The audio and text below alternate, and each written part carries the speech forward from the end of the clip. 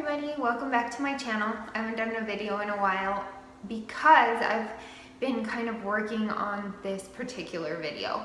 It's something that I've wanted to share for years. I've wanted to shout it from the rooftops. I've wanted to just get it out there because it's such a rare thing, and I just think more people need to know about it. And if somebody maybe Googles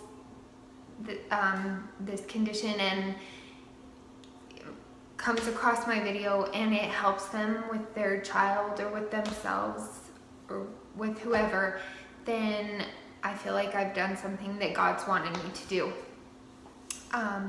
So you can tell from the title that my daughter has Chiari malformation, which is what it is it's a birth defect, and it's where their skull doesn't quite form right, so there's not enough room for their cerebral tonsils, which are the little tonsils in the back of your brain. Everyone thinks cerebral tonsils, they just immediately think tonsils, and they don't really understand that tonsils and cerebral tonsils are completely different things. So my daughter, we had no idea she was born with this condition. But at 7 years old, it was May 2011, she told me, Mom, I'm having weird pains in my head. And I kind of was like, what? Like, almost like when you eat ice cream too fast and you get that sharp pain in your head. She was having those, so those are ice pick headaches. And they started out, she only had a couple that day, but I just thought, I don't know, I might be a helicopter mom, just a little bit, but I just always have known when there's something that isn't right with my children. And I just immediately knew something was wrong. I don't know what, well, let me take that back. I know that it was God telling me that something wasn't right, because what normal person would hear, oh, I'm having like a little tiny sharp pain in my head twice in that day. It was 2 times that day, and think something was wrong. I did though. So I just kind of, every day she would tell me, it happened more today, and it happened more. And I believe around a week went by, and I was like, I need to get her to the doctor. Something's not right. But I didn't know really what was wrong. She has had, she was born with these little spots on her skin called cafe au lait spots, and they started out really, really small, but they grew, and what they are is, I'll insert a picture, but they are big birthmarks, and she has them all over her left arm and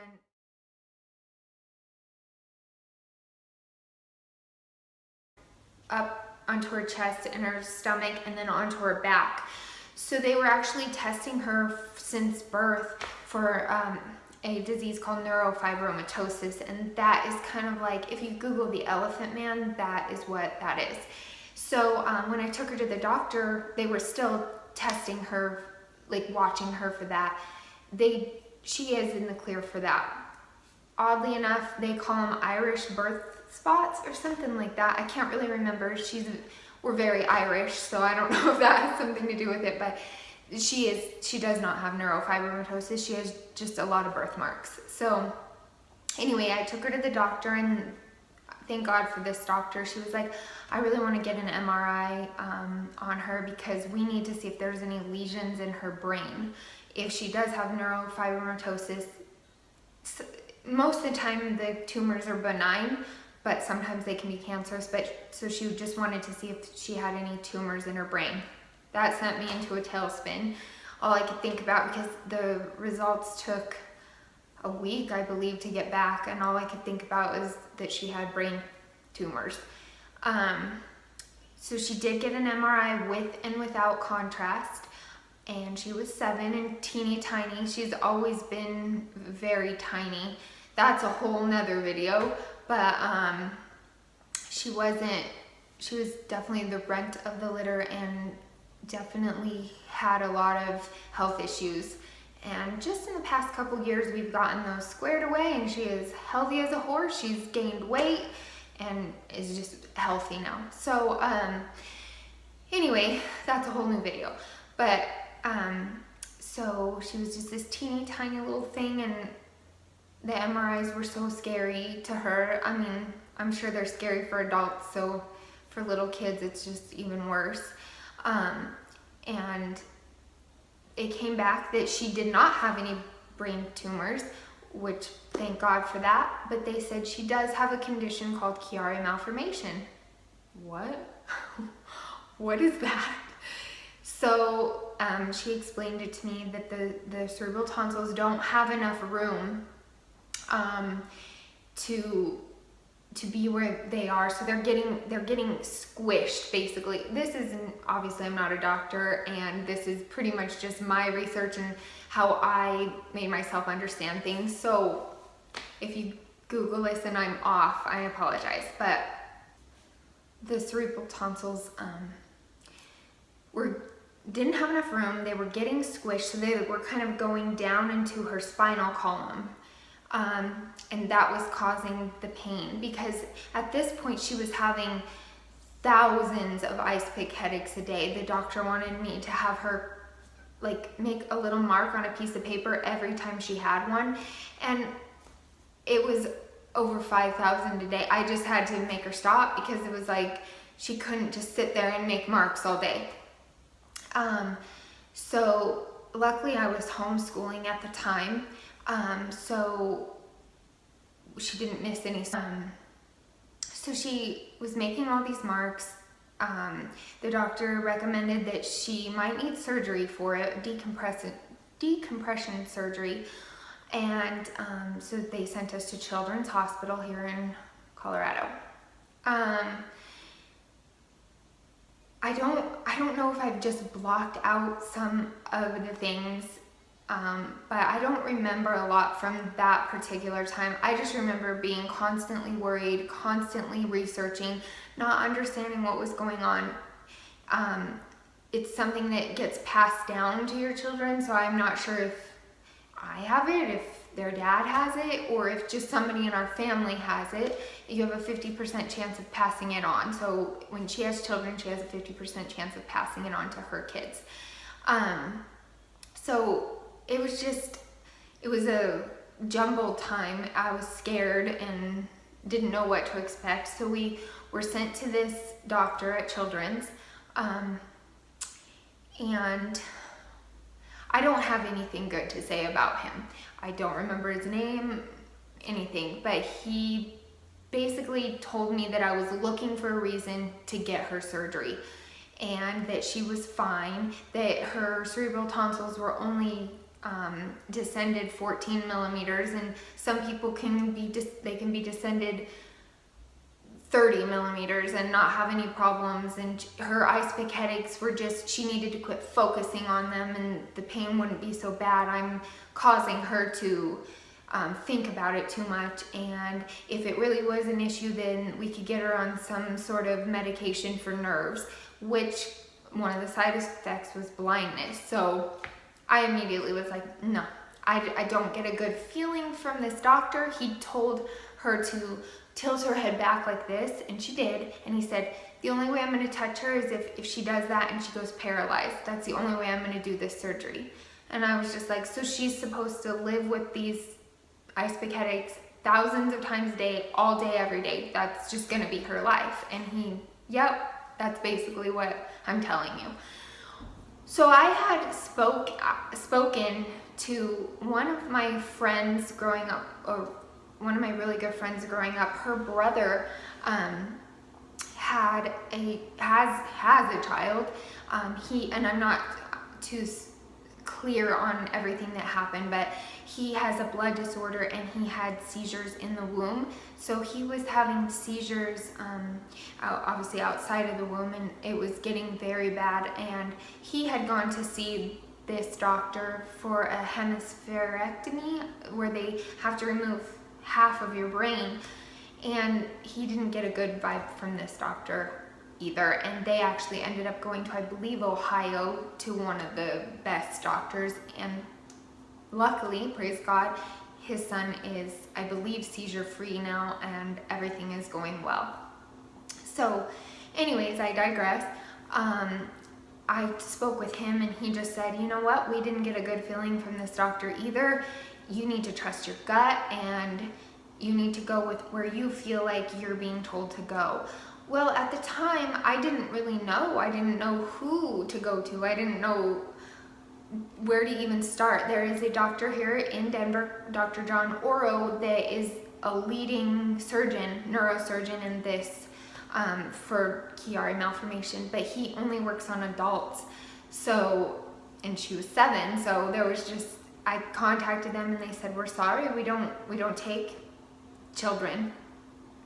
I remember just Googling my life away and I ran across, I don't remember if it was Facebook, I just can't really remember, but I ran across, and I can't even remember their names, which I feel so bad about, because I feel like they were kind of Irish, different names, like Kieran or something like that. Anyway, it was a mother and her 2 children, and they both had Chiari malformation, and they both had to have decompression surgery, and they went to a doctor, Dr. Lazarus, in California. They live in California. These mother, father, and children live in California, but they were able to go down and visit him, and they were doing fabulous with the surgery, after the surgery. So I immediately Googled Dr. Lazarus, and it spoke to me because his name's Dr. Lazarus, Lazareff, which was so similar to Lazarus, and I'm a Christian, and it related so much that Lazarus was brought back to life from Christ. And so I just immediately was drawn to him. Anyway, I contacted his office. They were super nice. He is the leading surgeon for this malformation decompression surgery, and for children, though he's specific for children. So I was worried because I thought, what if they say she doesn't need the surgery either and she just has to live like this? I just didn't know how to proceed. Because let me go back a little bit. Ice pick headaches aren't one of the symptoms of Chiari malformation. There are thousands, but the main ones people look at are headaches, leg pain, paralysis, just a lot of nerve pain, not being able to walk even. There's just several things. And so I contacted him. He had me send her MRI results, and he contacted me on the phone, and he said, she absolutely needs decompression surgery. I see she needs to get that spinal fluid moving because, the cerebral tonsils are going into your spinal fluid column, and it's blocking this spinal fluid from being able to flow like it's supposed to. So that was causing her pain. And he's like, I can absolutely see a need for it. I will absolutely be willing to do her surgery. So I was overjoyed. Not super overjoyed because my daughter had to get brain surgery, but I was just like, oh my gosh, there's a light at the end of this tunnel. She's gonna maybe have a pain-free life one of these days. Because it had been, at that point it was August or September that I found him, and she had started having him in May, and it was thousands a day. So it was just she's always been a happy child. She loves life. She's never been depressed or anything like that. She just loves life. And so even with that pain, she still loved every day. But it just made me sick all the time.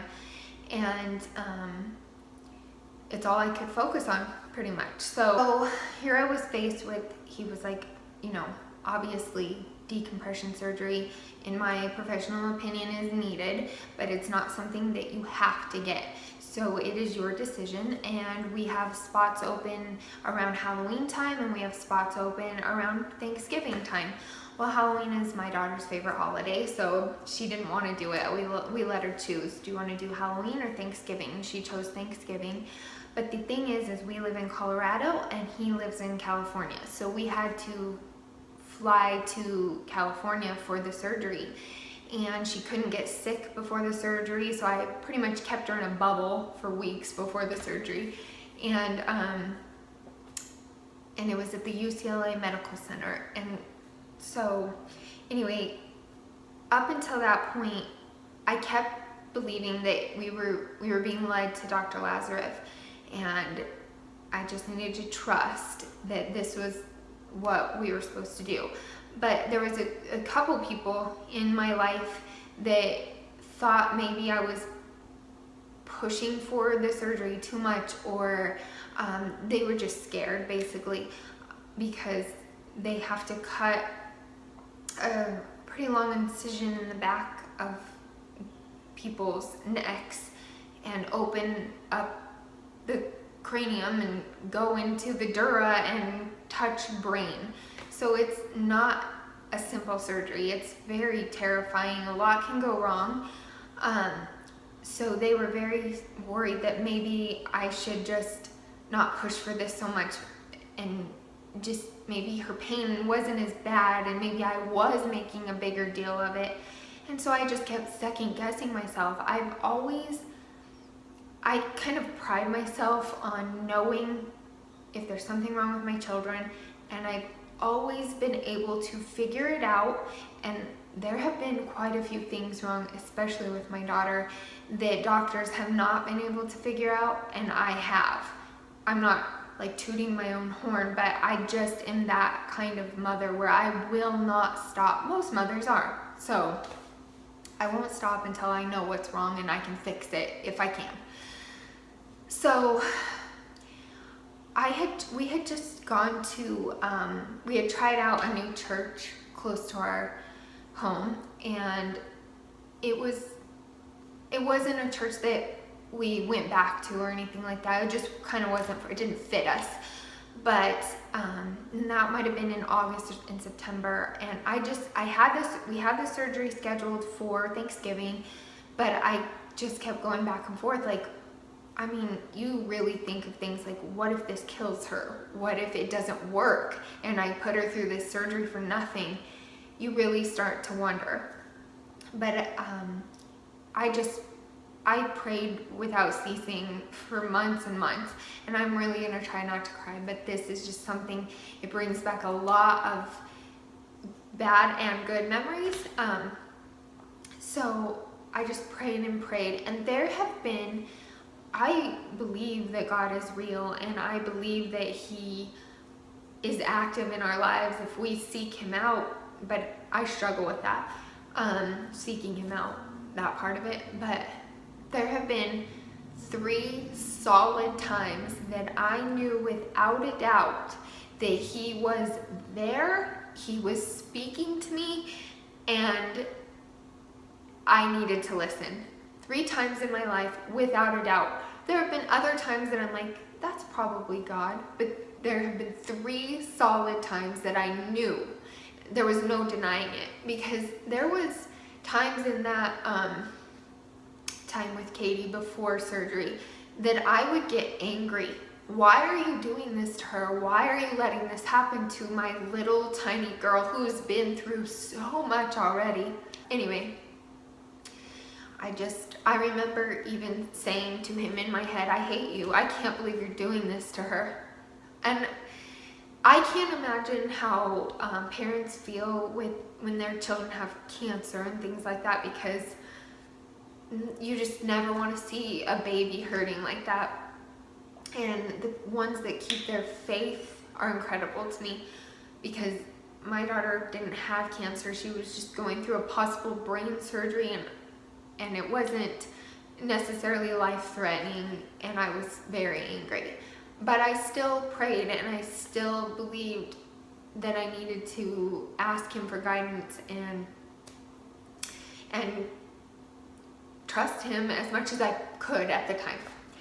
Well, like I said, we went to this church, and like a month later, it was September, because we have a little town thing called Trapper Days, and we had just gone to the parade, and Katie was not having a good day at all. She was having a lot of ice pick headaches, and I was just beside myself, like crying, you know, in my room. And the mail came, and I was just like, I need to know. I need a sign from you. I need to know if I'm making the right decision, or if I need to pull this and not get her brain surgery. I need to know, and I need to know now. Like, I don't have a choice anymore. I need to know now. And I just remember saying that, and I checked the mail, and I opened this. It was like a little thank you note from this church. Thank you for visiting us. We hope you come back, that kind of thing. But the very top, like, I can't remember if it said thank you or not, but I opened it up, and the very first line was, what are you waiting for?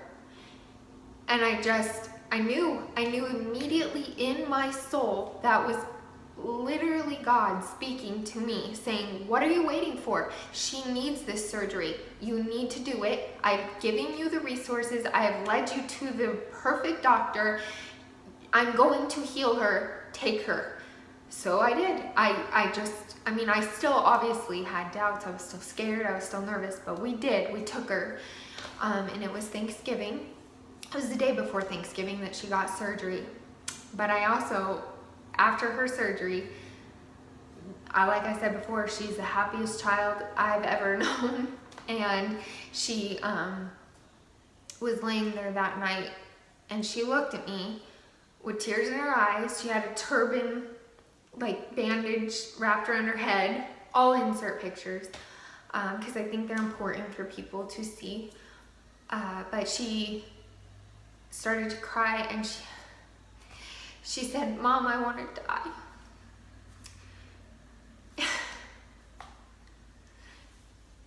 And that made me doubt massively, because she would be the least, how do I even say it? If anybody in the world wanted to live so much, it's my daughter.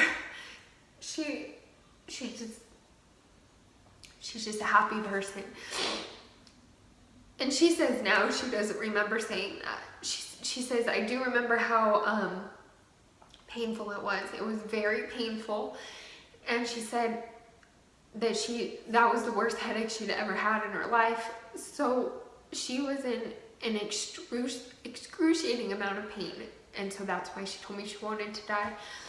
And I just remember bawling and crying out to God, like, did I not do the right thing? Anyways, that was 6 years ago, almost 7, and it's still, whew.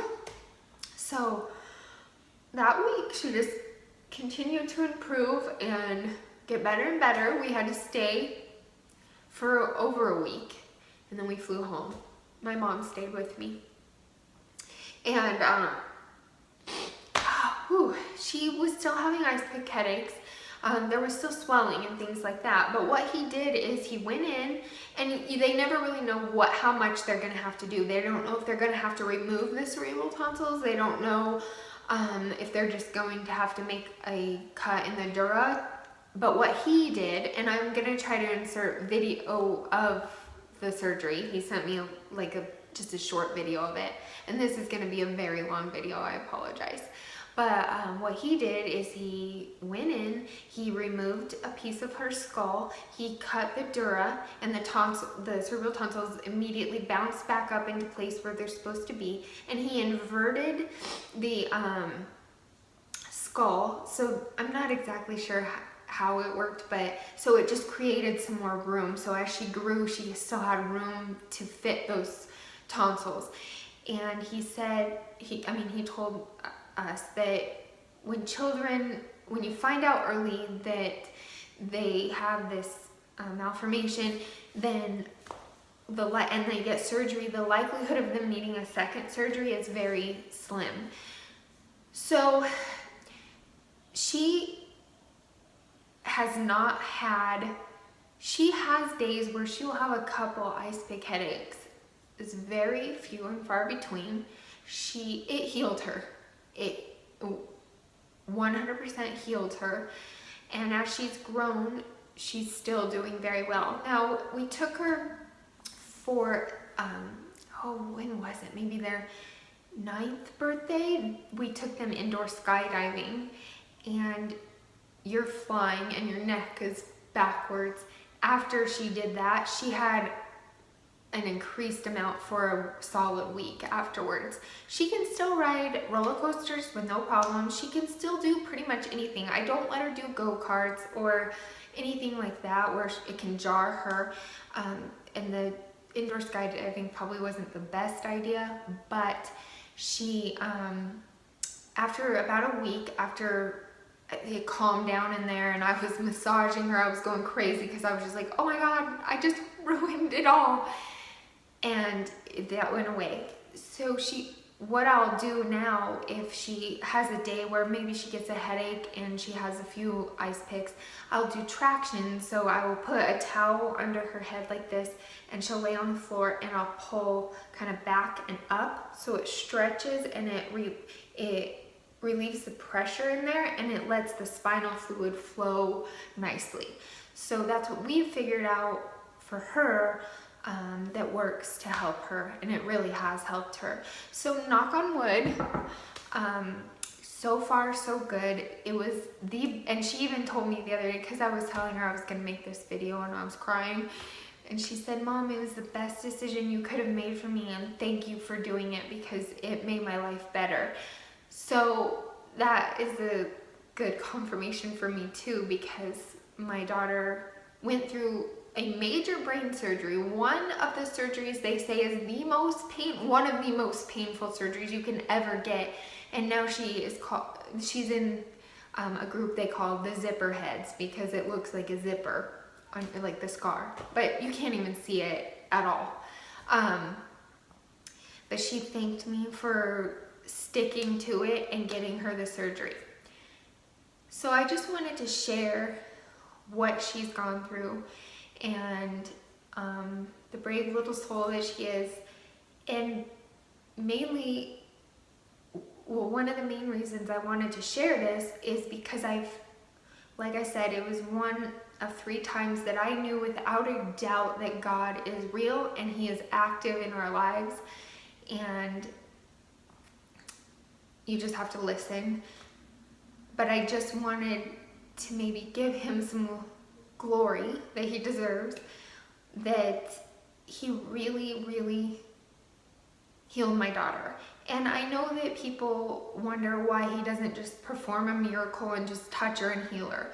And I'm not saying He can't do that, but I also believe, well, He gave us the ability to learn and have doctors and to have modern medicine for things like this as well. So I'm very grateful for it. She never got put on any medicine. I'm probably a little too anti-medicine if possible. I mean, she has asthma and stuff, so there are things that she actually really has to have medicine for, but I prefer to keep medicine out of my children if possible. I will absolutely use medicine if necessary, but like if you just have a little small headache or something, I'd rather them and myself push through it than keep being dependent on Tylenol and things like that.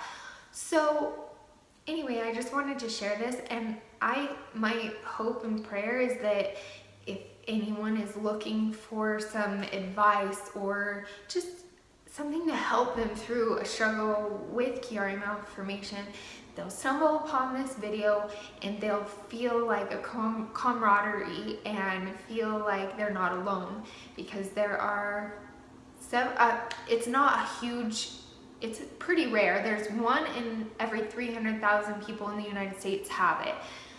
And I do know that Roseanne, is her name Rosanna Cash? Johnny Cash's daughter, Rosanna Cash, has it, and George Clooney has it. So Katie loves George Clooney, so she feels like a bond with him. But so there are people that have it, but you don't hear about it very often. So anyways, thank you for watching. I will insert pictures. I don't know if I'll do it at the end or throughout or whatever, But if anyone has any questions, feel free to ask me and I will answer them any way I can. Thank you so much. Bye.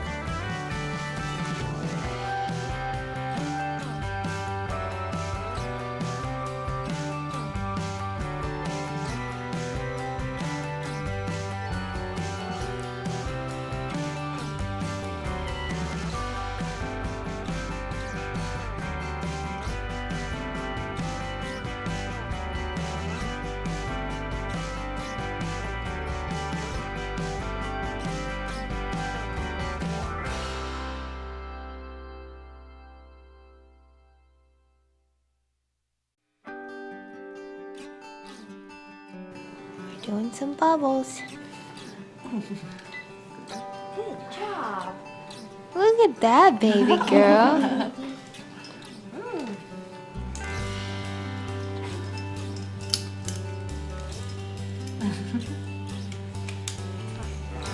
Katie.